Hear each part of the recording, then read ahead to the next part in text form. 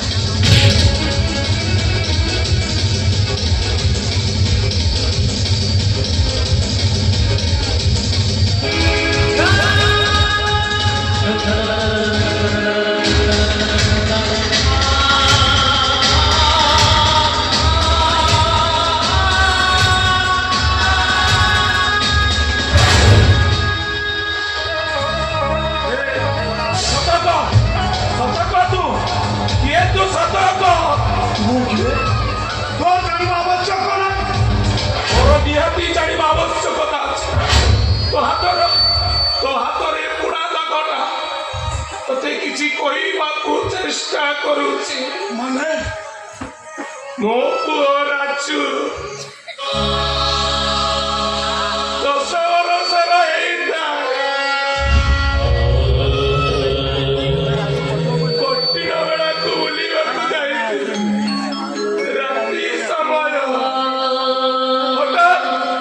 ହଠାତ୍ ମୋ ରାଜୁଟା ମୋ ହାତରୁ ଖସିଗଲା ଅନେକ ଖୋଜିଲି ପୁଲିସକୁ ବି ଜଣେଇଲି ହେଲେ ତାର କିଛି ଖୋଜ ଖବର ପାଇଲେନି ମୋ ରାଜୁକୁ ଚୋରି ଚୋରି ରାଜୁର ବୋହୁଟା ବି ମରିଗଲା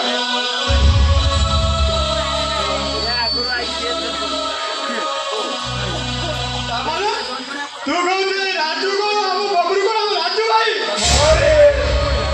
ତା ଡାହାଣ ହାତରେ ପୁଡ଼ା ଦଗଟା ସେଇଆ ହିଁ କହୁଛି ଏ ବାବୁ ସତ କହ ତୋ ଡାହାଣ ହାତରେ ପୁଡ଼ା ଦଗଟା କୋଉଠୁ ଆସିଲା ସତ କହ ମୁଁ କେମିତି କହିବି ଆରେ ମୁଁ ତ ଏତିକି ଜାଣିଛି ଏ ଦୁନିଆରେ ମୋର କେହି ନାହାନ୍ତି ମୁଁ ଏକା ସମ୍ପୂର୍ଣ୍ଣ ଏକା ନା ତୁ ଏକା ନୁହ ତୋର ସମସ୍ତେ ଅଛନ୍ତି ତୋର ଭାଇ ଅଛି ଭଉଣୀ ବି ଅଛି ତୋର ଏ ପୁଡ଼ା ଦଗଟା ବରଷ କର ହେଇଥାଉ ଟିଭି ଆଲୁଅରେ ଖେଳୁ ଖେଳୁ ତୋର ହାତଟା ପୁଡ଼ିଗଲା ସେବେଠୁ ଏ ପୁଡ଼ା ଦଗଟା ମୋ ମନରେ ଅଛି ମିଛ ସବୁ କିଛି ମିଛ ଆରେ ଘରେ ମୋର କେହି ଏ ଦୁନିଆରେ ନାହାନ୍ତି ଆରେ ନାଇଁ ରୁଷିଆ ଭାଇର ତୁ ବଡ଼ ପୁଅ ରାଜୁ ଜୀବନରେ ଅନେକ ପାପ କରିଛି ହେଲେ ଝିଅ ମୋ ଆଖି ଖୋଲି ଦେଇଛି ମୁଁ ସେଦିନ ମୋତେ ଚାକର ଦିନ ବେଳା କରି ସେ ନେଇ ଯାଇଥିଲି ସେଠି ପାଖୁଆ ବାଉରୀ ଅଣ୍ଡରଗ୍ରାଉଣ୍ଡକୁ ମୁଁ ସତ କହୁଛି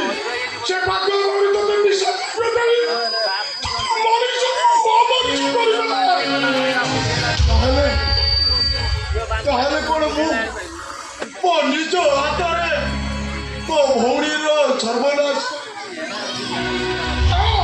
ଏଇ ରୁଷିଆର ବଡ଼ ପୁଅ ରାଜୁ ଆଉ ମୁଁ ତା ସାନ ଭାଇ ରମେଶ